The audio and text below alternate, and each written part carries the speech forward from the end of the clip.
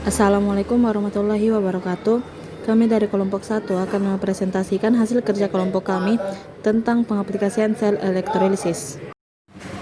Pengertian sel elektrolisis. Sel elektrolisis adalah sel elektrokimia di mana energi listrik digunakan untuk menjalankan reaksi redoks tidak spontan. Reaksi elektrolisis dapat didefinisikan sebagai reaksi peruraian zat dengan menggunakan arus listrik. Susunan elektrolisis. Pertama, sumber listrik yang menyuplai arus searah, misalnya baterai. Kedua, anode, yaitu elektrode tempat terjadinya reaksi oksidasi.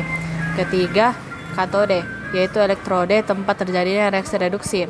Keempat, elektrolit, yaitu zat yang dapat menghantarkan listrik. Kegunaan elektrolis: 1. Pemurnian logam. 2. Penyembuhan logam. 3. Produksi aluminium. 4. Produksi natrium. Permunian logam.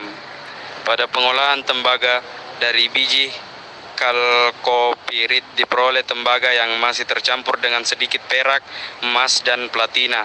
Tembaga yang tidak murni dipisahkan dari zat pengotornya dengan elektrolisis. Kedua, tembaga yang tidak murni dipasangi sebagai anoda dan tembaga murni dipasangi sebagai katoda. Dalam elektrolit larutan CuSO4, tembaga di anoda teroksidasi menjadi Cu2+. Selanjutnya Cu2+ direduksi di katoda. Anoda Cu(S) ACU2+ Aki plus 2E, yang katoda Cu2+ Aki plus 2E ACU(S). Yang terakhir, anoda semakin habis dan katoda semakin bertambah besar. Logam, emas, perak, dan platina terdapat pada lumpur anoda sebagai hasil samping pada permunian tembaga. Tujuan penyepuan logam: melapisi logam dengan logam lain agar tidak mudah berkarat. Misalnya, penyepuan logam perak yang biasa dilakukan dengan peralatan rumah tangga, seperti sendok, garpu, dan pisau. Logam yang akan disepuh dijadikan katode, logam penyepuh sebagai anode. Sebagai larutan elektrolit, digunakan larutan yang mengandung logam penyepuh. Contoh, penyepuhan sendok besi oleh logam perak Ag. Sendok besi dipasang sebagai katode dan logam perak bertindak sebagai anode. Larutan elektrolitnya adalah larutan AgNO3. Reaksinya dapat dilihat dari gambar di slide.